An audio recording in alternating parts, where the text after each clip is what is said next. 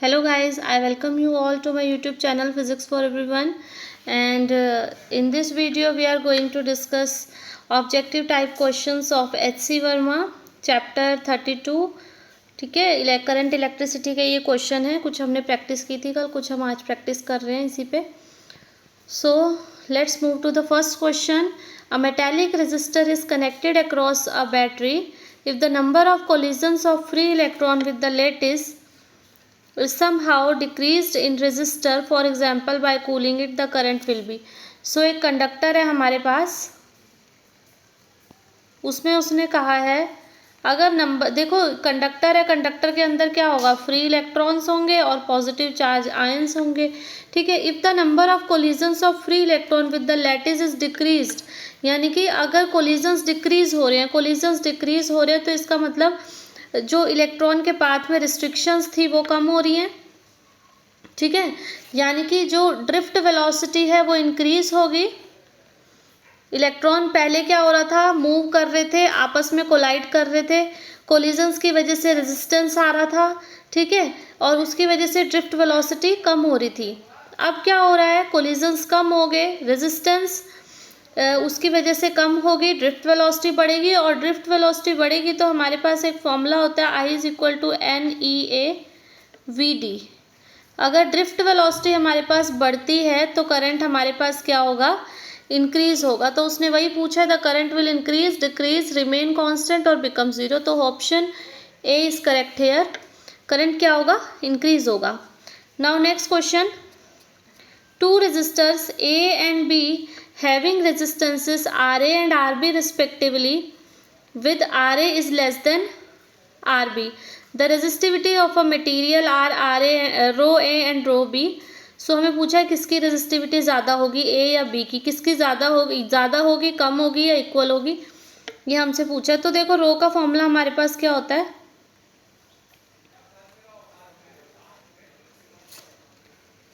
रो का फॉर्मूला हमारे पास क्या होता है, RA/L। ठीक है, अब अगर हमें रो कैलकुलेट करना है तो हमें R पता होना चाहिए, A पता होना चाहिए, L पता होना चाहिए। ठीक है, यहाँ पे हमें जो फैक्टर दिए हुए हैं only RA is less than RB दिया हुआ है, यानी कि A और B को ओनली रेजिस्टेंस का कंपैरिजन में शो किया हुआ है।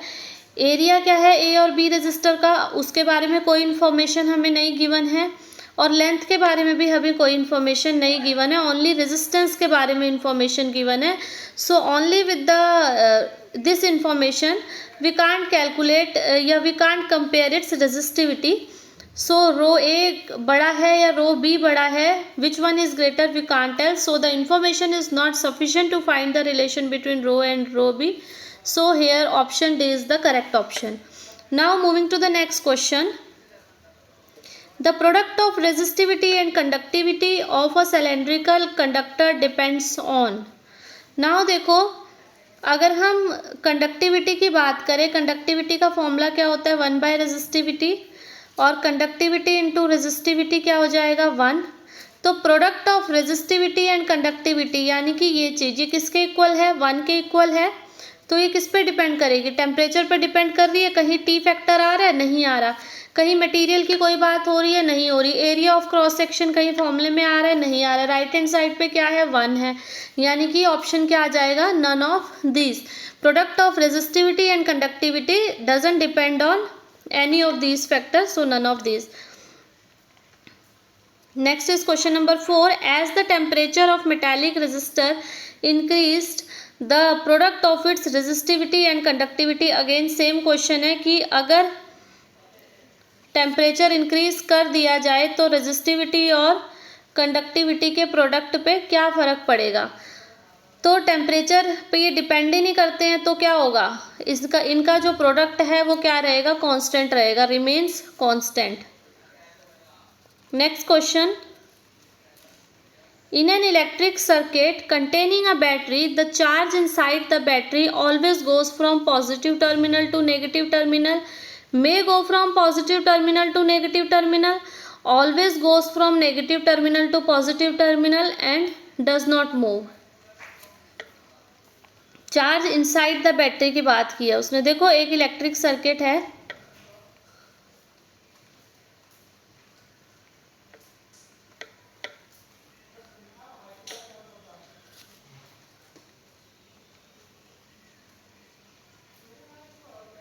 यहाँ पे मैंने एक बैटरी बना दी, ये 2 इलेक्ट्रोड्स हैं, ये ऐसे कनेक्टेड है। अब देखो बाहर अगर हम बात करें करंट की, तो करंट कहाँ मूव करता है, positive terminal to negative terminal, वही पॉजिटिव चार्ज की डायरेक्शन भी होती है। लेकिन अंदर क्या करेगा फिर वो, अगर बाहर पॉजिटिव टू नेगेटिव मूव कर रहा है, अंदर पॉजिटिव चार्ज कहाँ से मूव करेगा, नेगेटिव टू पॉजिटिव मूव करेगा।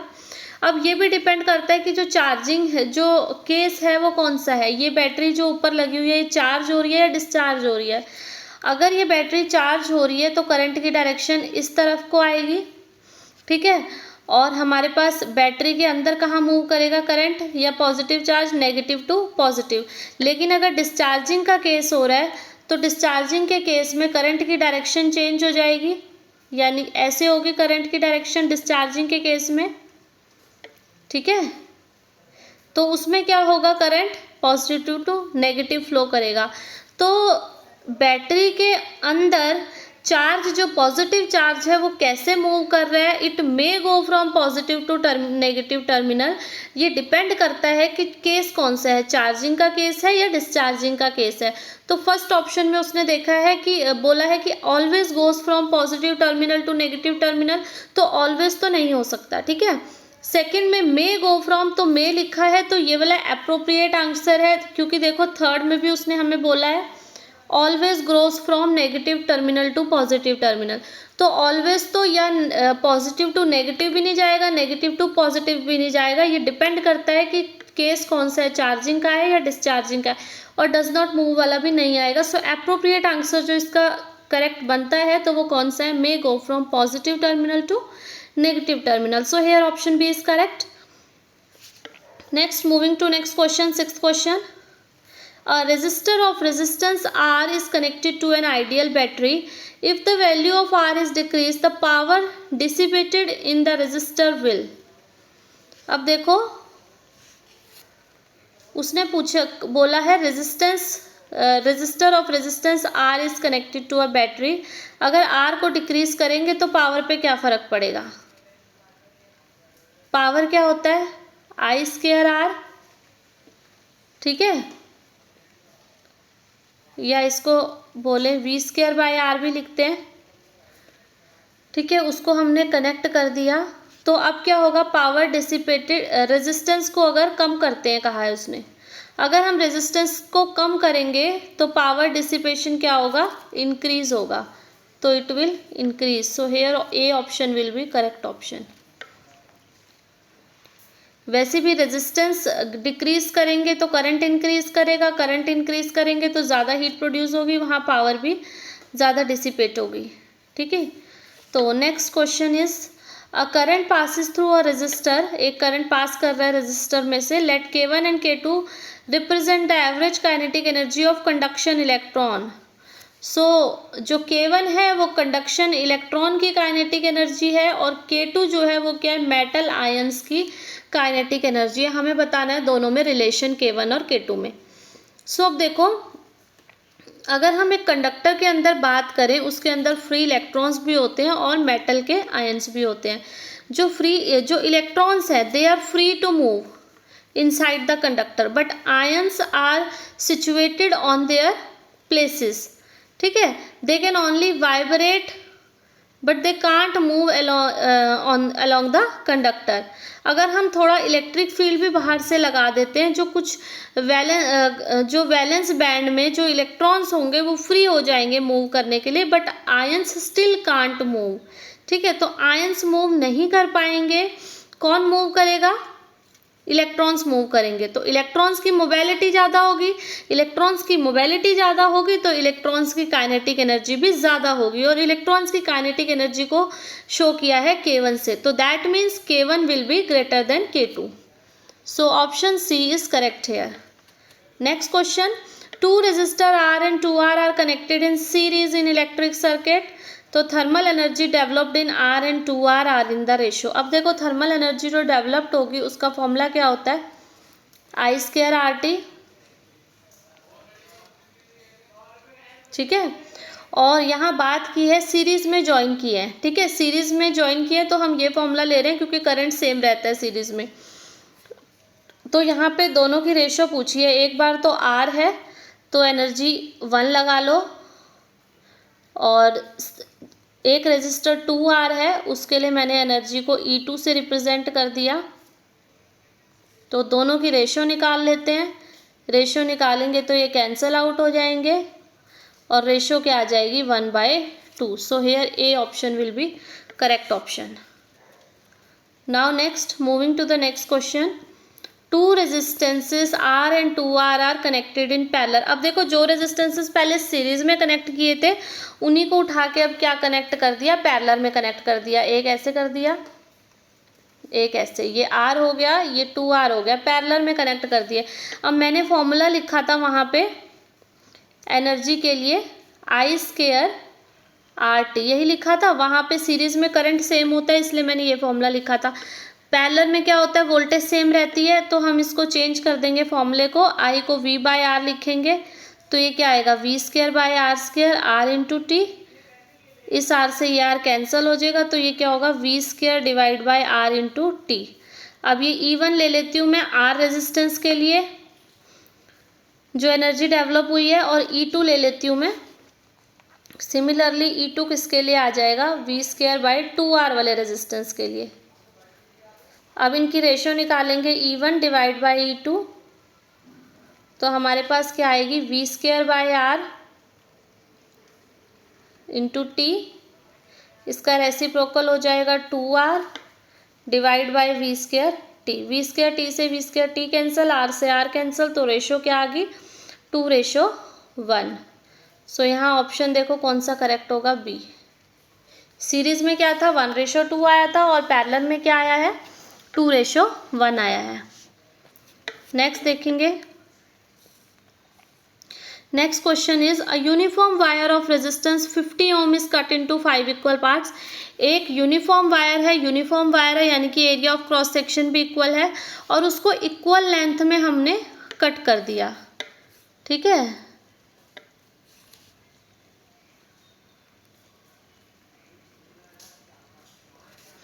अब देखो एक यूनिफॉर्म वायर है तो रेजिस्टिविटी एक ही होगी, उसकी लेंथ हमने इक्वल लेंथ में कट किया है और एरिया भी उसका यूनिफॉर्म दिया हुआ है तो रेजिस्टेंस भी इक्वल डिवाइड होगी। तो 50 ओम का रेजिस्टेंस है और 5 इक्वल पार्ट में कट किया है तो 50/5 10 ओम हो जाएगी हर पार्ट की रेजिस्टेंस। और अब वो जो 5 पार्ट बन गए उनको हमने पैरेलल में कनेक्ट कर दिया है तो इक्विवेलेंट रेजिस्टेंस पूछा है हमसे क्या होगा, तो एक पार्ट की रेजिस्टेंस क्या बनेगी 10, और ऐसे हमारे पास कितने पार्ट होंगे 5 पार्ट, तो पांचों को ऐड कर देंगे तो ये क्या बनेगा 5/10। सो रेजिस्टेंस क्या बन जाएगा इक्विवेलेंट 10/5 यानी कि 2 ओम। ठीक है, so it will be 2 Om.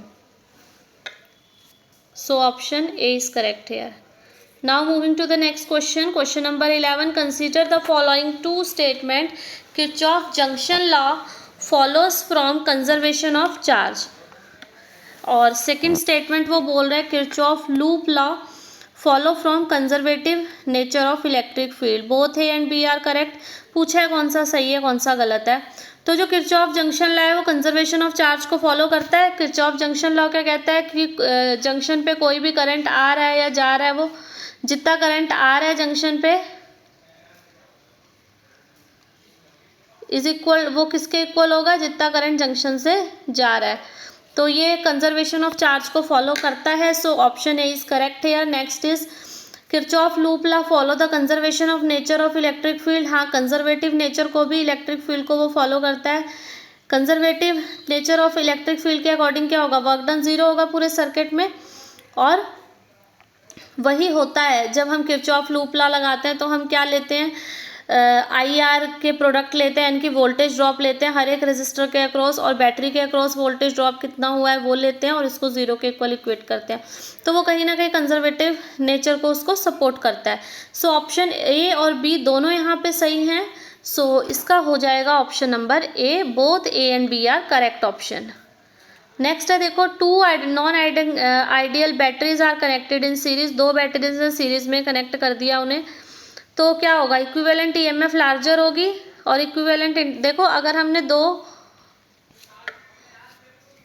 Batteries को सीरीज में कनेक्ट किया है, R1 E1 R2 E2, तो जो नेट इक्विवेलेंट EMF बनता है वो होता है E1 प्लस E2, और जो रेजिस्टेंस बनता है इक्विवेलेंट वो बनता है R1 प्लस R2।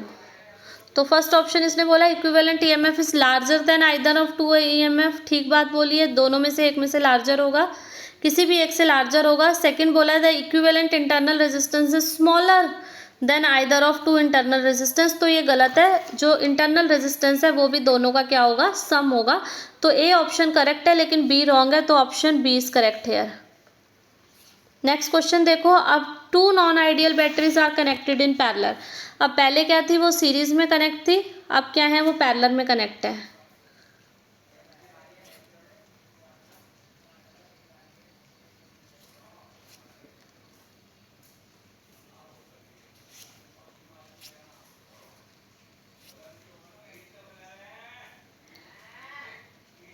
एक ये है, एक बैटरी ये है, ठीक है, लाइक दिस, ये E1 R1, ये E2, ये R2। तो इक्विवेलेंट EMF इस केस में हमारे पास क्या होता है, E1 R2 क्रॉस मल्टीप्लाई करते हैं, E2 R1 और डिवाइड बाय रेजिस्टेंसेस का सम।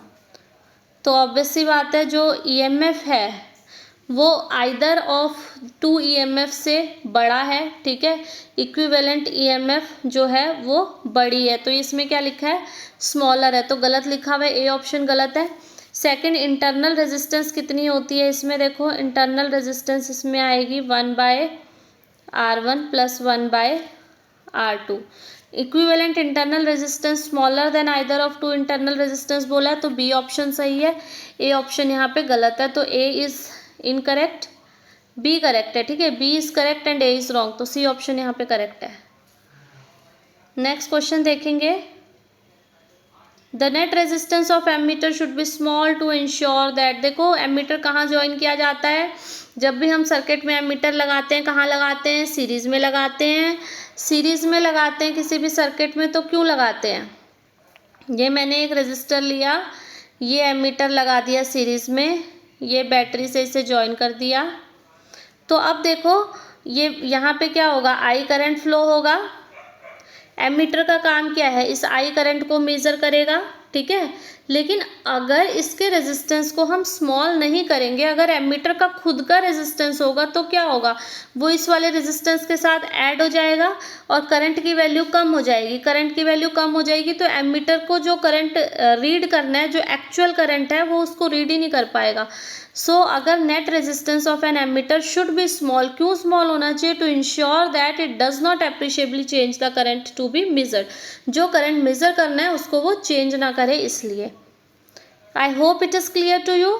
Now next question is the net resistance of voltmeter should be ensure. अब वोल्ट मीटर हम कहाँ पे कनेक्ट करते हैं, पैरेलल में कनेक्ट करते हैं, ये रेजिस्टर आर है, देखो इसको मैंने ऐसे बैटरी के साथ कनेक्ट कर दिया, यहाँ पे करंट आई फ्लो हो रहा है, यहाँ मैंने पैरेलल में वोल्ट मीटर लगाते हैं लगा दिया।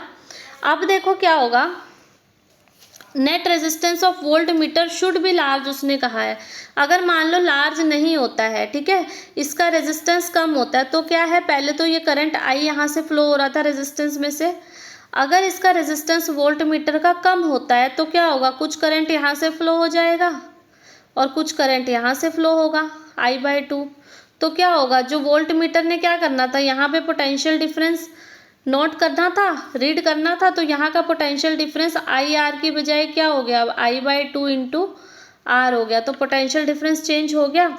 इसलिए क्या करते हैं, वोल्ट मीटर के रेजिस्टेंस को इंक्रीज करते हैं, हाई करते हैं, अगर इसका रेजिस्टेंस हम इंक्रीज करेंगे तो ये करंट जो फ्लो हो रहा है ये नहीं होगा, करंट सीधा इस वाले रेजिस्टर में से जाएगा और वोल्ट मीटर जो है वो सही एक्यूरेट वैल्यू को रीड करेगा वोल्टेज की। सो इट डज, तो net resistance of voltmeter should be large to ensure that it does not appreciably change the potential difference to be measured, ये इसका ऑप्शन आ जाएगा। Now moving to the next question, this is the last question of this session and important question also इसमें देखो क्या है, consider a capacitor charging circuit. हमने एक कैपेसिटर चार्जिंग सर्किट लेना है, ठीक है। कैपेसिटर चार्ज हो रहा है, Q1 be the charge given to capacitor in the time interval of. देखो सबसे पहले तो चार्जिंग की इक्वेशन पता होनी चाहिए। Q इज इक्वल टू, ये कैपिटल Q में बात हो रही है वही ले लेती हूँ मैं। So it's capital Q is equal to Q naught 1 minus e की power minus t by R C. ये है कैपेसिटर की चार्ज होने की इक्वेशन।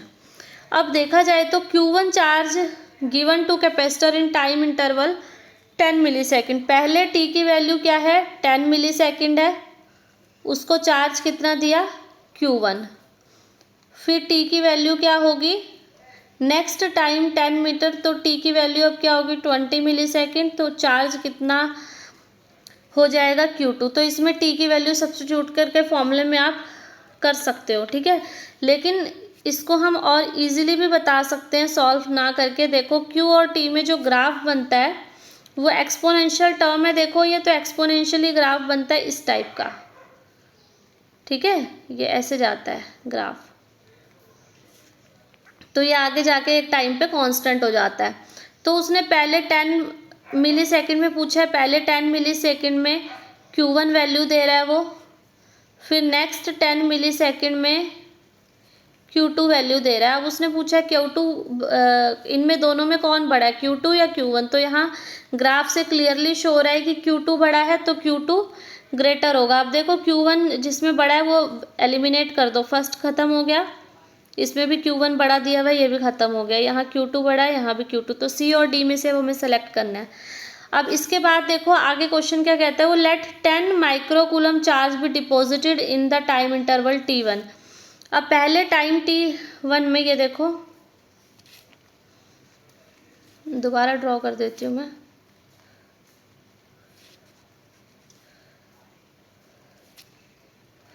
ये Q है, ये T है, ये एक्सपोनेंशियली ग्राफ जा रहा है।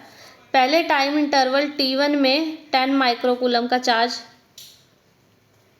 डिपॉजिट हुआ, हो गया इतना। अब उसने कहा next 10 microcoulomb charge deposited next time interval. अगले टाइम इंटरवल में क्या हुआ, अगला 10 माइक्रोकूलम और हो गया उसमें। तो अब बताओ टाइम इंटरवल में, तो obviously T2 greater than T1 है, तो यहाँ से हमारे पास आ गया T2 greater than T1। So option D is correct hair, Q2 greater than Q1 and T2 greater than T1. So I hope all these questions are clear to you. So ये आपके HC Verma के objective first वाले questions थे। If you are preparing for NVS, KVS, TGT, PGT या किसी भी PGT physics exam की आप लोग तैयारी कर रहे हैं, so you should have strength, good strength over your concepts. So concept clear होने चाहिए, उसके बाद ही आप कुछ कर सकते हो। और न्यूमेरिकल प्रैक्टिस भी ये देखो, जैसे MCQ टाइप हैं, आपको जितने भी MCQ वगैरह हैं वो आपको उनकी प्रैक्टिस करनी है ज़्यादा से ज़्यादा।